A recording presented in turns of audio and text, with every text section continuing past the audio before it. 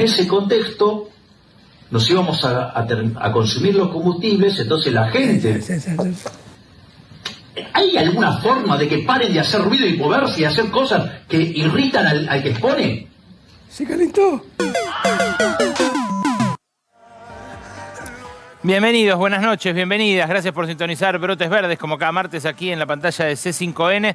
Como decía Dugan, uno de los protagonistas de este cierre de año y sin lugar a dudas el hombre del día. Está en conexión con nosotros desde el Congreso Nacional el presidente de la Cámara de Diputados, Sergio Massa, para arrancar un Brotes Verdes atípico, donde vamos a conversar luego sobre economía, algo de información de la misión que está allí en Washington, negociando con el Fondo Monetario. Pero primero, hoy la política con Sergio Massa en el Congreso. Buenas noches, Sergio, ¿cómo estás? Alejandro Berkovich acá. Hola, ¿qué tal, Alejandro? Muy buenas noches, ¿cómo estás? Buenas noches. La sonrisa moderada para haber sido campeón hace 2 semanas y ahora reelecto esta tarde, ¿no? Ahí va.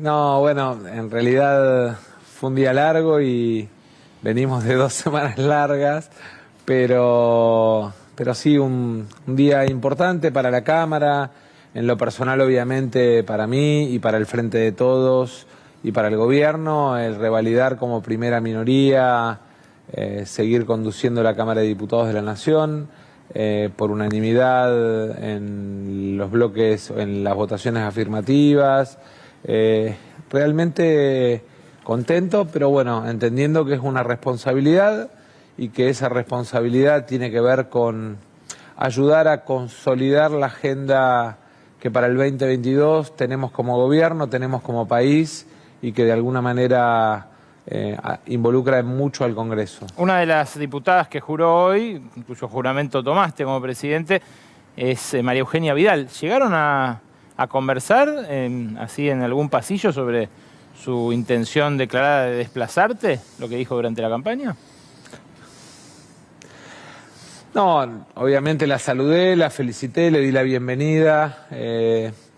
Me parece que en todo caso fue parte de la campaña, quedó atrás y obviamente para el gobierno y para nosotros como bloque era una preocupación, entendiendo que necesitamos un Congreso comprometido con impulsar las leyes que el gobierno, que el presidente están pensando para que en el 2022 tengamos un año de crecimiento para la Argentina.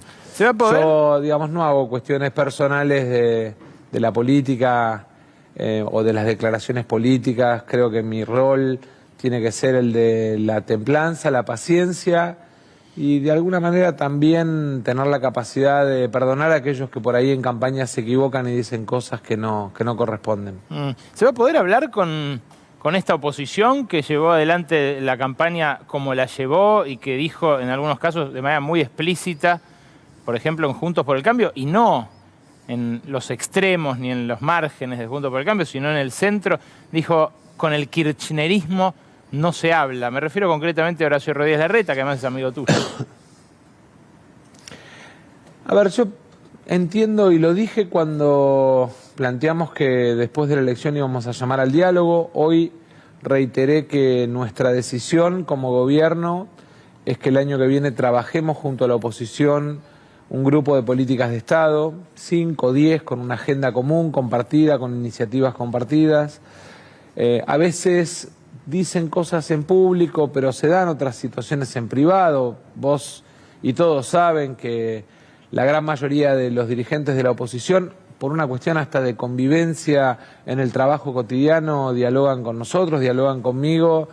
Yo en ese sentido a veces entiendo las cosas que tienen que decir en campaña o para cuidar su electorado, pero en el mano a mano, en la charla franca, aspiro a que entiendan que la Argentina hoy necesita responsabilidad de todos, porque además estamos frente a una enorme oportunidad. Yo no quiero dejar de plantear, Berco, que Argentina para el 2022 tiene una enorme oportunidad, pero tiene desafíos que recorrer en los próximos meses que van a requerir de un gobierno con mucha iniciativa y de una oposición con mucha responsabilidad.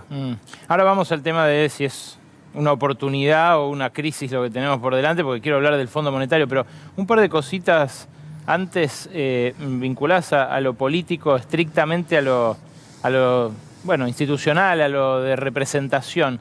Hay una discusión que transitan tanto opositores como oficialistas en torno a si los intendentes pueden ser reelectos. Este fin de semana vos sentaste posición y dijiste que no vas a acompañar el cambio de la ley que propuso otro miembro del Frente de Todos en la legislatura bonaerense, justamente para volver a habilitar esa reelección. ¿Por qué no lo vas a acompañar? Porque somos los autores de la ley que limita los mandatos, porque estamos absolutamente convencidos de que es buena la alternancia, el gobernador tiene 2 mandatos, el presidente tiene 2 mandatos y es bueno que en todo caso en el menor estamento de la democracia, que son los municipios, se reitere la conducta que se da con el presidente y con el gobernador. Yo tiendo a coincidir, pero no parece pensar lo mismo la mayoría de los intendentes de tu coalición, que es el Frente de Todos. ¿Qué están tratando de...? Pero es un tema que lo planteé en charlas con ellos, mano a mano, públicamente. La ley es una iniciativa del Frente Renovador en la legislatura bonaerense, que después fue acompañada por el entonces bloque de Cambiemos, que fue promulgada por la gobernadora Vidal, y digamos, es una posición pública, no pretendo que eso sea ni motivo de debate, yo respeto, digamos, a veces posiciones distintas dentro de la coalición y obviamente que lo que me parece lo más sano es que seamos genuinos y francos a la hora de plantear cuáles son aquellos temas en los que no tenemos coincidencia. Lo hablé con el presidente, lo hablé con el gobernador, lo hablé con la gran mayoría de los intendentes, saben lo que pienso, así que no es ni un motivo de debate, ni una cuestión para nosotros de discusión fuerte dentro de la coalición. Lo que hicieron, por ejemplo, Martínez Aurralde, que asumió en el gabinete bonaerense, Leonardo Nardini, que también asumió en el gabinete bonaerense, ahora Ariel Sujarchuk, de Escobar, que asumió en La Nación. ¿Qué es? ¿Una avivada, un intento de sortear esto, una movida para que no haya reelección, pero haya igual? No, se dieron en momentos distintos, algunos fueron convocados por el gobernador, otros fueron convocados por el presidente.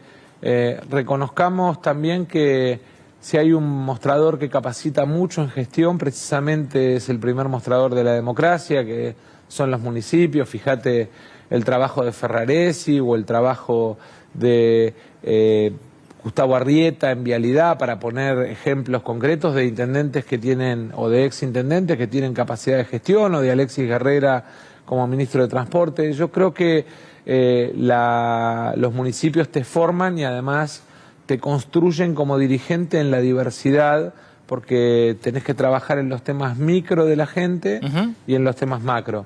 Pero, digamos, de la misma manera que gobernador y presidente tienen un límite de mandatos, está bueno que tengamos alternancia, renovación, que generemos nuevos cuadros y que formemos a partir del trabajo que se da en los municipios. No, pero por eso digo, ese límite está.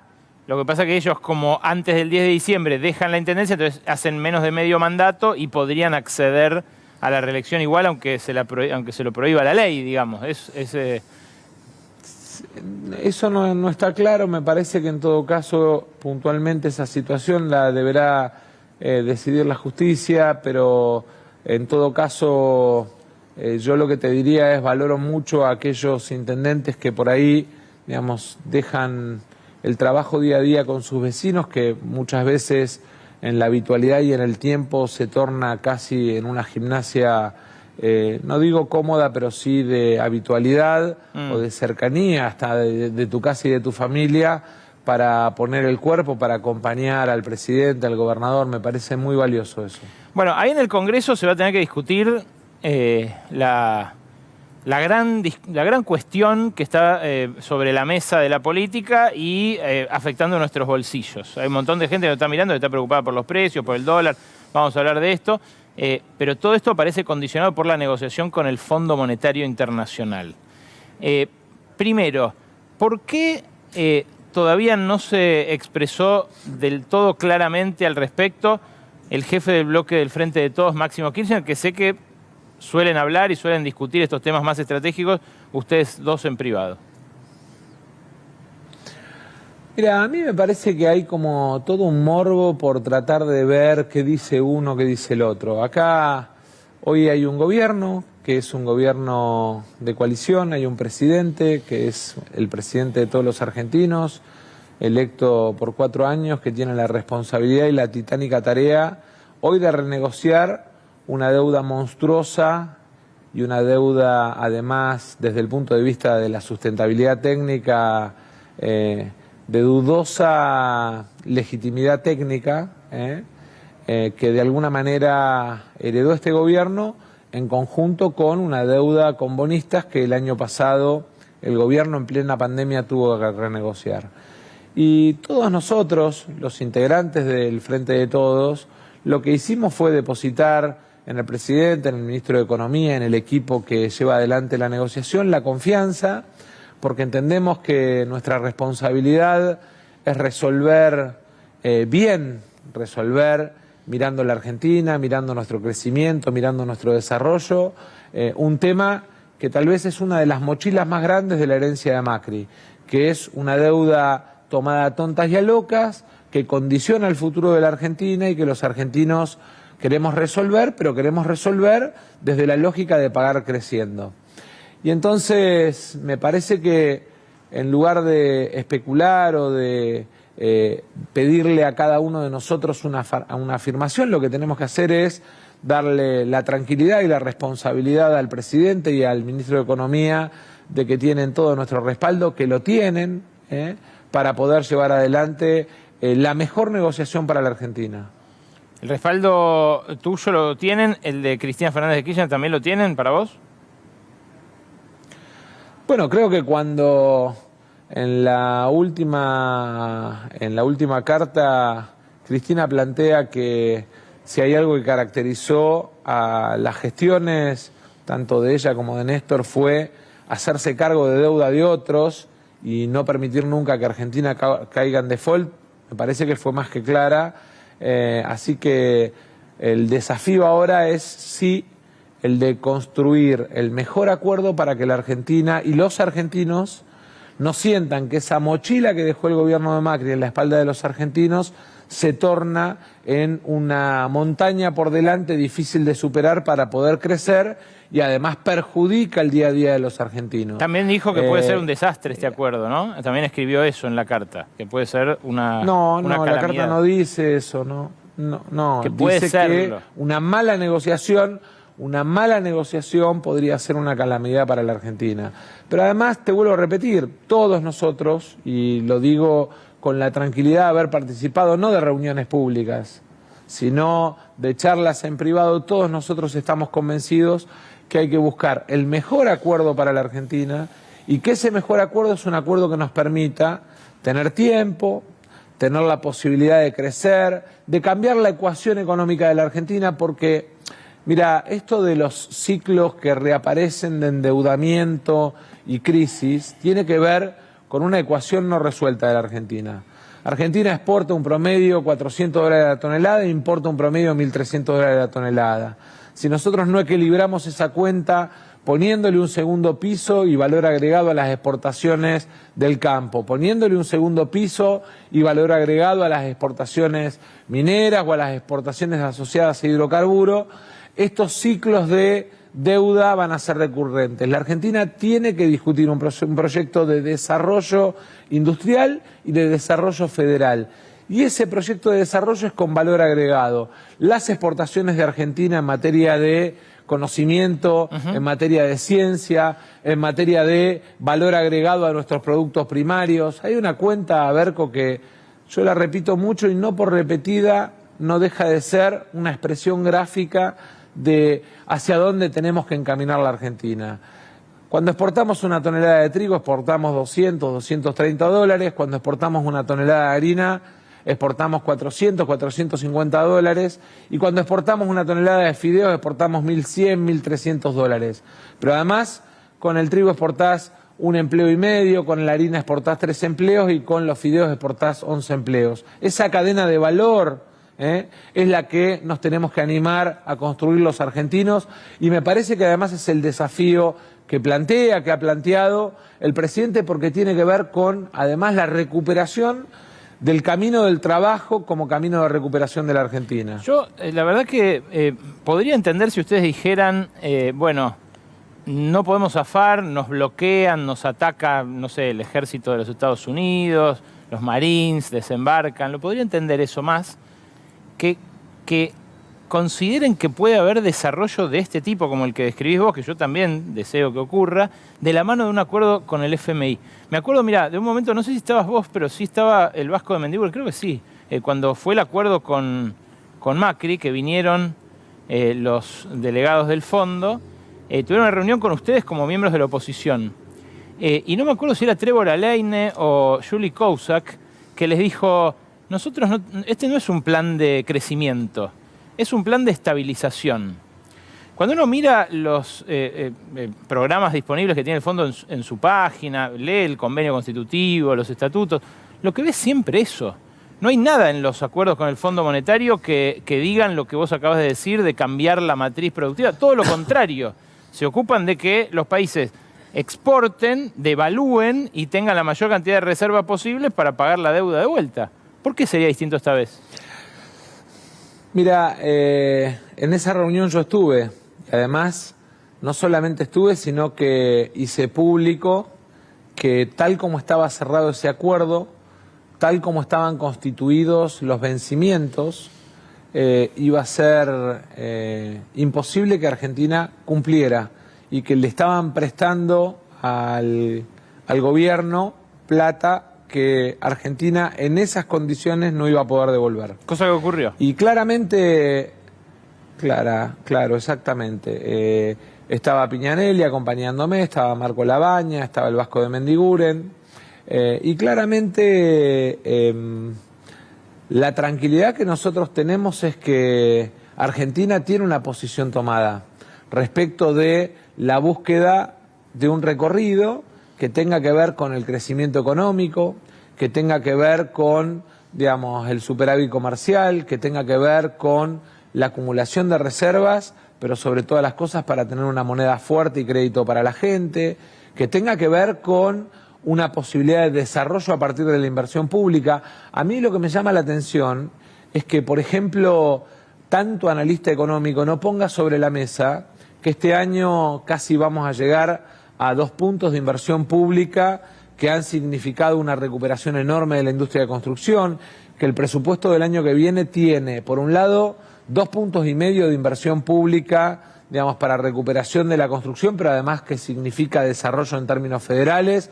para, por ejemplo, poner en marcha rutas, gasoductos, para poner en marcha puentes, bueno, y que además tiene en paralelo, discúlpame que te termino la idea, que tiene en paralelo mecanismos que significan o representan que, por ejemplo, la construcción desde el sector privado, por desahorro, por facilidades que pone en marcha el gobierno, puede crecer 1 punto más, y solamente en la construcción estamos imaginando para el año que viene un crecimiento de más de 240.000 empleos. Entonces, yo lo que digo es, Argentina, el presidente, el gobierno elige un camino que tiene que ver con la inversión pública, que tiene que ver con promover la inversión que tiene valor agregado, que tiene que ver con, de alguna manera, recuperar la capacidad de ahorro de la Argentina y la capacidad de crédito de su moneda, y con, en todo caso, la búsqueda de esos equilibrios y de esos superávit de una manera paulatina sobre la base de un proyecto de desarrollo económico. En todo caso, y ahí va la autocrítica, lo que creo es que nos falta contar más, contarle a los argentinos cómo estamos apostando al empleo, cómo crecimos este año, más de 10 puntos y recuperamos toda la caída de la pandemia, y eso representó volver a la situación prepandémica en términos de ocupación en el mercado de trabajo, que ya era de crisis, cómo el año que viene la Argentina puede seguir creciendo. Que ya era de crisis esa situación. Lo que yo me pregunto es, este va a ser el acuerdo número 23 que vamos a tener con el Fondo Monetario Internacional desde 1956, que fue el primero, Álvaro Alzogaray, Revolución Libertadora. Los 22 anteriores, salvo 2, el de La Baña y otro más que se cumplieron, todos fallaron y todos terminaron con la Argentina peor, más endeudada y más ajustada. Este gasto en inversión pública es un, no, pero es un gasto que ellos van a impugnar. Vos acabás, no, pero es que vos acabás de responder la misma pregunta cuando dijiste salvo dos y pusiste el de Labaña, que fue el de Labaña y Néstor, sí, que tenía como principios equilibrio fiscal, superávit comercial, tipo de cambio competitivo, acumulación de reservas y crecimiento con inclusión. Entonces, yo lo que digo es, Argentina pretende recuperar ese sendero. Igual terminó Argentina, pagando. No. Sí, terminó pagando para deshacerse de la intervención del Fondo Monetario en ese momento. No, en realidad el crecimiento y la acumulación de reservas y el crecimiento de la Argentina, que además, te voy a dar un número, significó que en el año 2002 Argentina tenía más de 1 millón, y yo era director de ANSES y los pagaba, planes jefes y jefas de hogar, y que en el año 2007 tuviera menos de 230.000 planes jefes y jefas de hogar, porque además fue recuperación del empleo. Entonces, lo que digo es, Argentina tiene que tener la capacidad de recuperar el sendero de, digamos, buscar esos pilares, entender que además la economía argentina es una economía que tiene 70% casi de peso del mercado interno en términos de PBI, que después tiene 30% entre inversión y exportaciones y que entonces tiene que sostener el funcionamiento del mercado interno y para eso, en todo caso, y esta sí es una discusión que el 2022 vamos a tener que dar, digamos, tiene que recuperar ingresos para que ese motor de funcionamiento del mercado interno que representan salarios, jubilaciones y precios estén alineados a ese proyecto de crecimiento de la economía. Si asume alguien como el que va a asumir, por ejemplo, en el hemisferio occidental el 3 de enero, Ilan Golfan, se llama el expresidente de Brasil, un ultraortodoxo que se va a hacer cargo de eso, del Departamento de América. ¿No puede empezar a exigir el año que viene en cada revisión que caen trimestralmente, así como interventores, cada vez más ajuste en esas partidas que recuperan el ingreso, la inversión pública? No, porque Argentina va a definir un programa de meta multianual y ese va a ser el camino que va a recorrer, digamos. Y la definición de Argentina es precisamente recorrer, digamos, aprovechar los 4 años y medio de espera que establece, digamos, el fondo en los programas de facilidades extendidas, para crecer, para recuperar el empleo, para mejorar el ingreso y el poder de compra de la gente, pero además para mejorar el saldo exportador. La capacidad de pago de Argentina depende de la capacidad que tengamos los gobernantes de vender trabajo argentino al mundo, de transformar esa ecuación que te ponía al principio de $400 la tonelada de valor de exportaciones y $1.300 la tonelada promedio de valor de importación en una ecuación más equilibrada. Y esa es una tarea que tenemos que llevar adelante con convicción y además con mucho debate, pero sobre todas las cosas con mucha responsabilidad y seriedad, gobierno y oposición. Está conmigo Lucía Isikoff. Sergio, buenas noches. Bueno, el diálogo para la próxima etapa tiene este desafío muy grande con la oposición en el Congreso, pero también tiene un desafío interno, porque este plan plurianual del que vienen hablando ya generó algunas voces disonantes en la interna. Hablo de los diputados que responden a Grabois, hablo de Alderete también, que pusieron en duda la posibilidad de ir a un acuerdo. Te consulto qué pasaría si crees que se va a poder efectivamente encolumnar todo el bloque votando como quiere el Ejecutivo, como quiere el Gobierno, con el proyecto del Gobierno, y qué pasa, cómo puede ser leído si algunos diputados faltan, digo, hay un faltazo generalizado, o votan en contra. ¿Cómo puede ser esto usado por la oposición? A ver, lo primero que me gustaría contarles es que a lo largo de estos 2 años que me tocó presidir la Cámara a mí y el bloque a Máximo,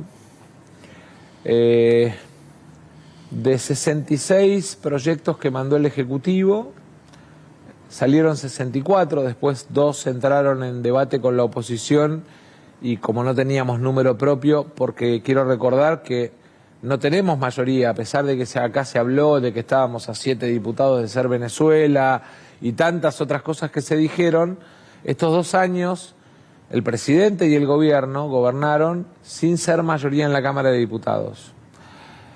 Y a lo largo de estos 2 años, a pesar de la diversidad que representa el Frente de Todos, tal vez yo te diría donde más plasmada está la diversidad es en el bloque de diputados nacionales del Frente de Todos. Vos te encontrás desde los movimientos sociales hasta los diputados de los gobernadores, los diputados del Frente Renovador, los diputados de la Cámpora, diputados de extracción provincial que son parte de un acuerdo con el Frente de Todos a nivel nacional.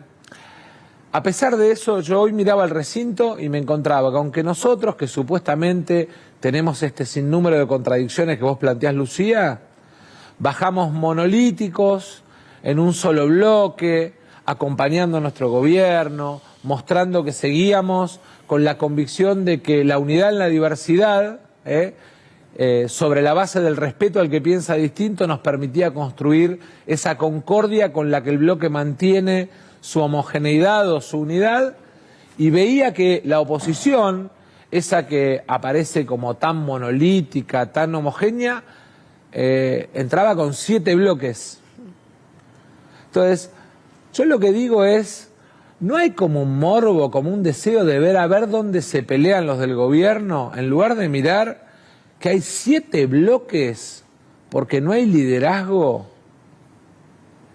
Y en todo caso, digamos, empezar a poner el foco donde corresponde, porque bueno, el gobierno, puede ser. Lo que pasa es que ustedes con tienen sus discusiones, no, sí. pero discúlpame, Sí. el gobierno con sus debates, con sus discusiones, como las tenemos, en algún punto cuando toma la decisión avanza y avanza pensando en la gente. Que tenemos debates, claro que tenemos debates. Por eso esta experiencia fabulosa, por primera vez, de el panperonismo o el campo popular en coalición, ¿no? Ahora, bienvenida la diversidad de opiniones, bienvenido el debate, porque en definitiva es lo que nos enriquece y nos hace fuertes.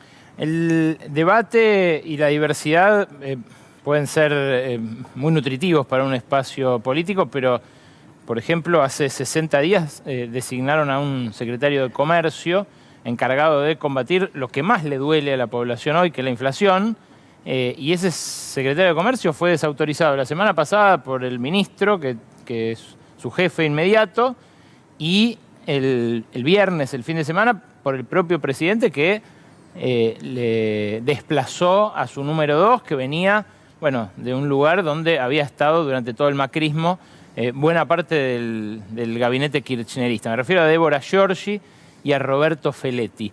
¿Quién cuida hoy que no aumenten los precios? ¿Quién es el que controla la inflación por parte del gobierno tan diverso? Bueno, a ver, primero, en el caso de lo que vos planteás de desplazar, no se desplaza a alguien que no se designó. En todo caso, el presidente decidió no designar a alguien, ¿no? Que estuvo 60 días en un lugar reuniéndose con empresarios, todo, reuniéndose con gente. Bueno, pero en todo caso, digamos, me parece que lo que tendríamos que pensar es si no corresponde, entendiendo que en la Argentina el Poder Ejecutivo es unipersonal y que los funcionarios los designa el presidente, si no corresponde sentarse y decir, mirá, presidente, voy a armar el equipo así, así, así.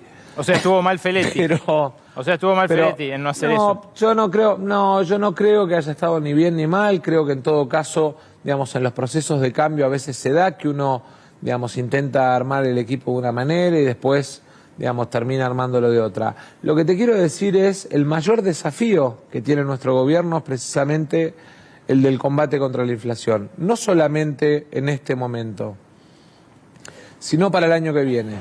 Argentina tuvo una caída de 23 puntos del ingreso promedio en la era Macri más la pandemia, ¿no? Y la recuperación del ingreso, que es la recuperación de salarios, jubilaciones, de alguna manera es el mayor desafío que tenemos. Ahora, a mí también me gusta poner en valor el esfuerzo hecho, ¿no? Porque en la Argentina, digamos, ¿qué hubiese pasado si no parábamos la dolarización de tarifas del gobierno anterior? ¿Y qué hubiese pasado en el bolsillo de la gente? ¿Qué hubiese pasado si con 10 puntos de caída del producto no hubiese habido una decisión del gobierno y del presidente de suspender despidos, de suspender todo lo que era suspensiones, de plantear la doble indemnización, de plantear después la prohibición de despidos. Te voy a dar un dato, en la Argentina con 10 puntos de caída del producto solo cayó 0,5 el empleo. Y en otros países, no me gusta comparar las desgracias con otros países porque siempre son malas, pero en otros países, por cada punto que cayó el producto, cayó 0,7 el empleo. Hay países que tuvieron 6 puntos de caída de producto, 4,2 de caída del empleo. Sí, recíprocamente, ahora, con esta recuperación de 10 puntos, no se llegaron a generar los puestos perdidos con la caída de 10 puntos del año pasado. Porque básicamente lo que tuviste fue una malla de contención del empleo, con un esfuerzo además fabuloso del Estado, pagando con el ATP durante 4 meses más de 2.300.000 salarios del sector privado. Y la verdad es que en ese sentido, lo que tenemos que plantearnos es que ahora, precisamente porque la economía argentina va a seguir creciendo y porque ese crecimiento empieza a generar demanda laboral, lo vamos a vivir en los próximos 60 días en todo el mundo turismo, gastronomía, por lo que representa, no como inversión del Estado del previaje, sino por lo que representó el previaje en la aceptación de los ciudadanos y ciudadanas en la Argentina. Te encontrás con gente de todos los sectores sociales de la Argentina, con intendentes de todas las ciudades turísticas de la Argentina que te están diciendo: vamos a una de las temporadas más importantes en términos históricos de turismo en la Argentina. Bueno, creo que eso es muy importante porque va a ayudar a consolidar los más de 10 puntos de crecimiento de este año, pero además a ponerle un piso inicial al crecimiento del año que viene y a generar en un sector que vos sabés que es muy demandante de mano de obra, rápida, como es el turismo, la gastronomía, el comercio, una demanda inicial muy importante. ¿Cómo la tenemos que sostener en el año? La tenemos que sostener apostando a que en los sectores donde sabemos que hay generación de mano de obra, donde sabemos que además hay posibilidades de crecimiento, donde tenemos capacidad instalada todavía para aprovechar, generando incentivos y además, por otro lado, utilizando las herramientas de financiamiento que tiene el Estado para promover el crédito con aumento de capacidad instalada de inversión. Porque, metámonoslo en la cabeza, Berco, nuestro crecimiento de mercado interno depende de que tengamos capacidad de recuperar el mercado de trabajo. Obviamente que a nosotros nos ayuda como país y como sociedad a asistir con los programas sociales, pero nuestro éxito como gobierno va a estar en la captura, en el buen sentido, de muchos de esos que hoy, digamos, están en el programa de beneficios de planes, volviendo al mercado de trabajo. Ese va a ser uno de los grandes éxitos que tiene que proponerse el gobierno como propio para los próximos 2 años. Yo quisiera compartir ese optimismo. Veo la dinámica y me cuesta hacerlo porque, de verdad, este año creciendo 10%, creamos 200.000 puestos de trabajo en el mercado formal. Y solamente en el Renatep... Pero venías de 10 años de caída, pero pero estás haciendo mal el análisis, porque venías de 10 puntos de caída con 0,5 de caída del empleo, porque tuviste a un Estado que durante 4 meses sostuvo el mercado de trabajo privado para que toda esa gente que naturalmente 10 puntos de caída te hubiese expulsado, no te los expulsara. Esa catástrofe básicamente, global. En realidad tendrías que sentirte contento de que hubo un Estado presente que frente a mucha gente que iba a perder el trabajo, como pasó en el mundo, de alguna manera protegió para que esa gente no terminara en la calle. Y bienvenido. Y te voy a decir una cosa, no nos tiene que hacer sentir orgullosos, porque de alguna manera es nuestra obligación como gobierno, pero además es nuestra obligación como sociedad, cuidar el trabajo como valor. Lo que pasa es que el Fondo Monetario de vuelta tiene su historial, tiene su trayectoria. Eso es lo que a mí me hace dudar de esta expectativa que tienen ustedes de pagar creciendo, de esta idea de pero la reducir el déficit sin ajustar. Pero la Argentina tiene un gobierno, que tiene la decisión de sentarse con firmeza y con convicción frente al fondo, diciéndole: miren, en todas estas experiencias fracasaron. Cuando tuvieron esta experiencia, cobraron. Entonces, apuesten a que esta experiencia traída a este momento histórico de la Argentina, la podemos repetir si nos dan tiempo, si nos dejan crecer, si nos dejan promover el mercado interno, si nos dejan promover el crédito, si nos dejan apostar a una Argentina exportadora que tenga una balanza comercial positiva. Última, que en realidad son dos. Ese es el desafío del gobierno. Última, que en realidad son dos. ¿Se pudo haber conseguido un acuerdo mejor antes, aprovechando, por ejemplo, ese momento en el que estaba todo patas arriba y que el planeta entero veía cómo se quebraban todas las reglas de todo lo que conocíamos? A ver, si mi abuela tuviera bigote sería mi abuelo, es, digamos, contrafáctico eso. En todo caso, lo que de alguna manera uno podría plantear es que en tu lógica de lo que representa el fondo, antes o después, digamos, hubiese sido lo mismo. Yo, a diferencia de tu escepticismo, que lo entiendo, porque además nosotros también, digamos, estamos sentados frente a un fondo que hoy nos pide, digamos, que le mostremos cuál es el camino que va a recorrer la Argentina y que al gobierno anterior no le pidió nada y le firmó un cheque en blanco que hipotecó el futuro de la Argentina. Obviamente que con ese escepticismo, que con esas dudas, pero con la firmeza y la convicción de que representamos a los argentinos, no a un gobierno, vamos a una discusión con la convicción de que queremos recorrer el mejor camino para la Argentina. Bueno, y la otra que estaba ahí conectada con la anterior es si no se podía esa deuda que tomó Macri por encima de lo que podía tomar, o sea, por encima de la cuota permitida por el organismo a sus socios, si no se podía introducir en lo contencioso y hacer un acuerdo por lo que efectivamente sí podía tomar y no violaba los estatutos como los violó de la mano de Trump. Yo lo que creo es que está el mundo de la teoría y del voluntarismo y está el mundo real. Y nosotros tenemos la responsabilidad de gobernar la Argentina sobre el mundo real y sobre, digamos, un contexto de reglas del mundo real, sin dejar de plantear nuestra mirada, sin dejar de plantear nuestro camino, nuestras convicciones. Por eso, digamos, planteamos un recorrido que tiene que ver con lo que nosotros proyectamos de la Argentina y no con lo que el fondo le pide a la Argentina. Y esa es la discusión que estamos dando con el fondo. Sergio, gracias por esta conexión y por el tiempo. No, por favor, muy buenas noches. Sergio Massa, el presidente de la Cámara de Diputados, recién reelecto esta tarde, hablando sobre toda la actualidad política, es necesariamente uno de los protagonistas porque es una de las patas del Frente de Todos. Ahora sí, la información que recabamos esta semana después de estos avisos.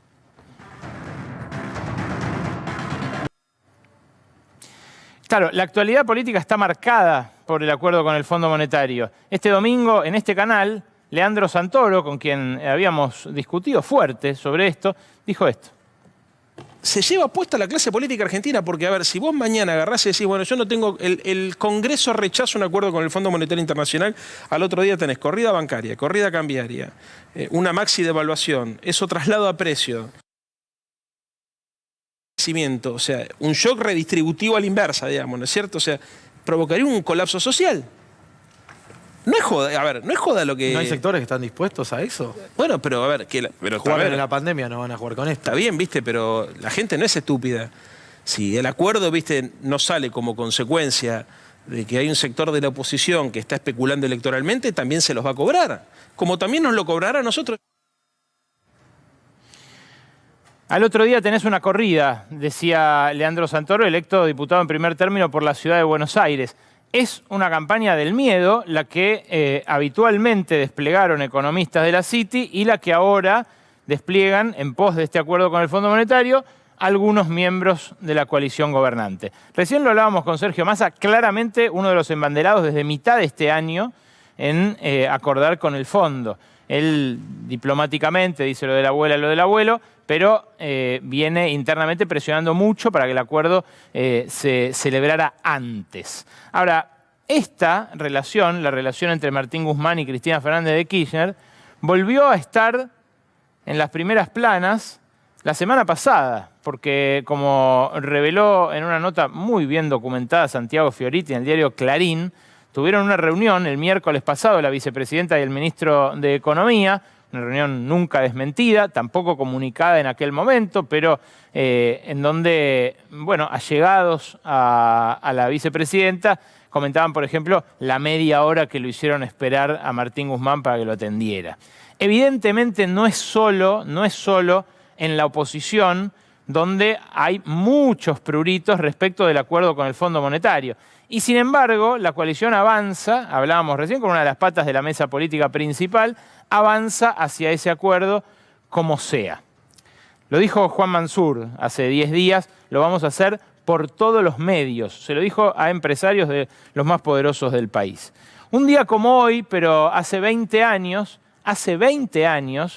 Domingo Cavallo estaba en Washington también, negociando con el Fondo Monetario. Esta era la tapa del diario de ese día. Buscará reabrir las negociaciones con el FMI, lo hace en difíciles circunstancias. El miércoles el fondo se negó a aportar 1.260 millones y en el gabinete no hubo unanimidad respecto de qué hacer, dice en ese momento el diario, y lo decían claramente también todas las fuentes que uno consultaba en el gobierno. Claro, es una historia recurrente, es un país calecita, un país donde en ese momento lo teníamos a Cavallo discutiendo con Horst Keller, el jefe del Fondo Monetario, pero donde si nos retrotraemos un poco más atrás, también se estaba discutiendo lo mismo. Miren esta perlita que encontraron los editores de la revista Crisis al filo del fin de semana pasado.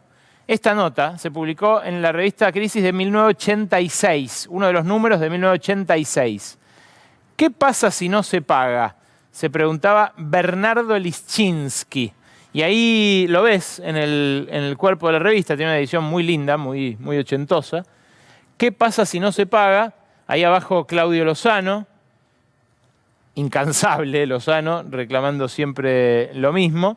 Es imprescindible alterar las condiciones del poder. Bueno, lo notorio es, ahí está Jesús Rodríguez, que dice no contaríamos con créditos preferenciales. Otros economistas que dicen habría problemas importantes pero no insolubles.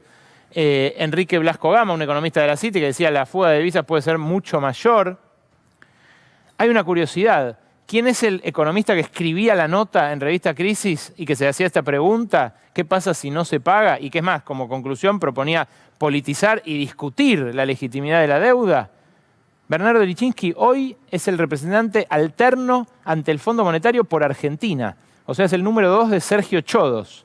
Está en este momento en Washington, ultimando la letra chica que va a firmarse en este acuerdo.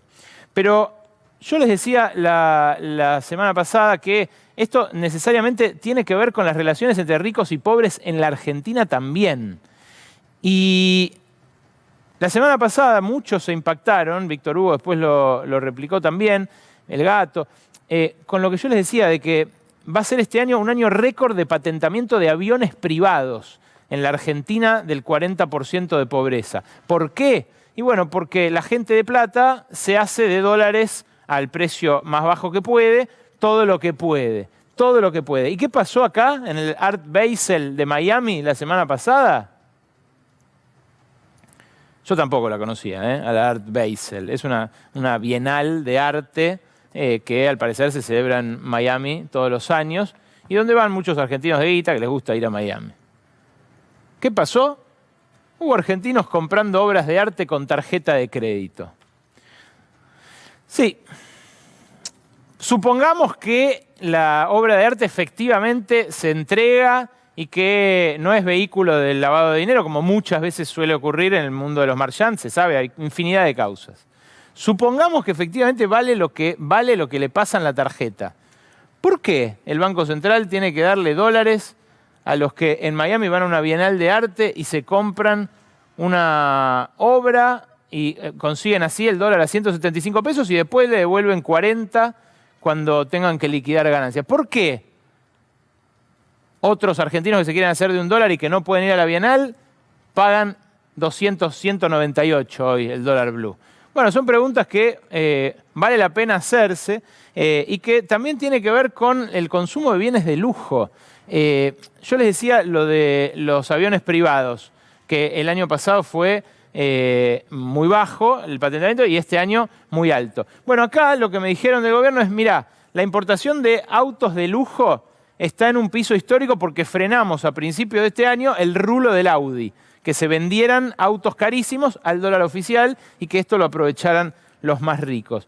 ¿Qué es lo que pasa? Echa la ley, echa la trampa. Mirá lo que consiguió una concesionaria, Autonort, de un juez, el juez Pablo Caizals. Consiguió un amparo para comprar al dólar oficial una Ferrari Testarossa de $100.000. $100.000.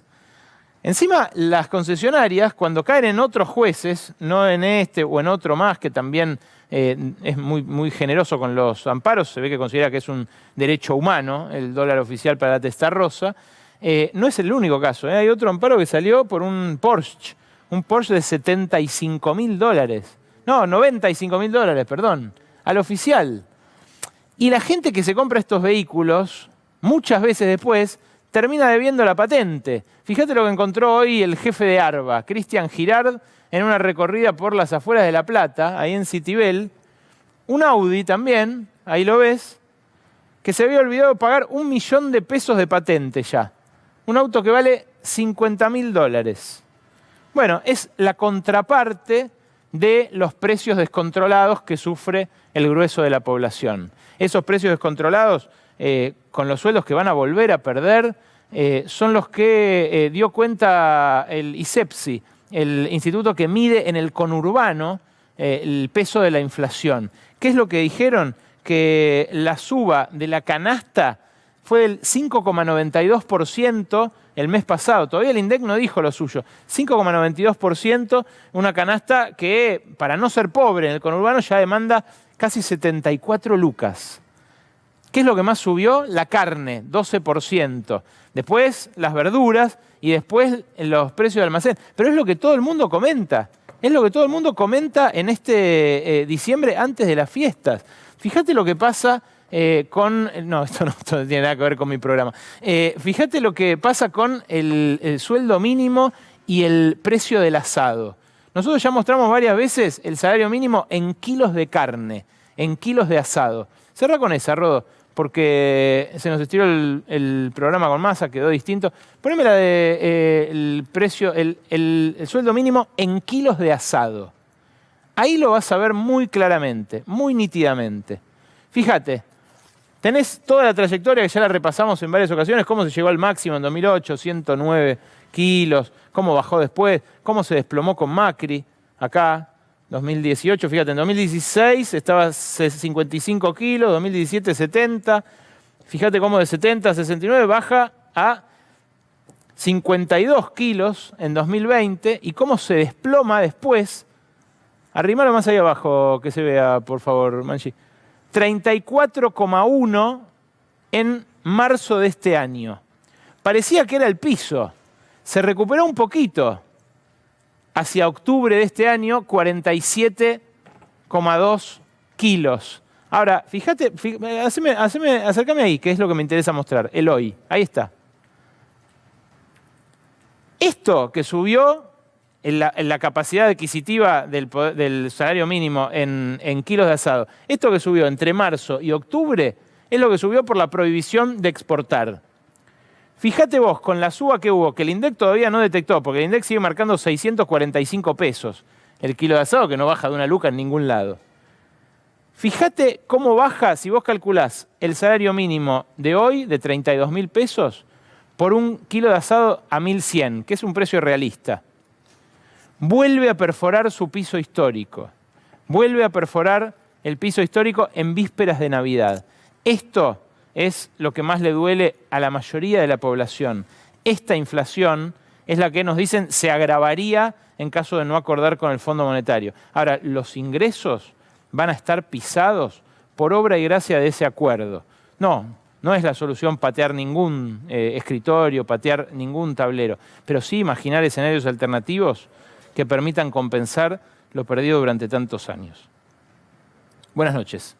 Gracias por estar ahí.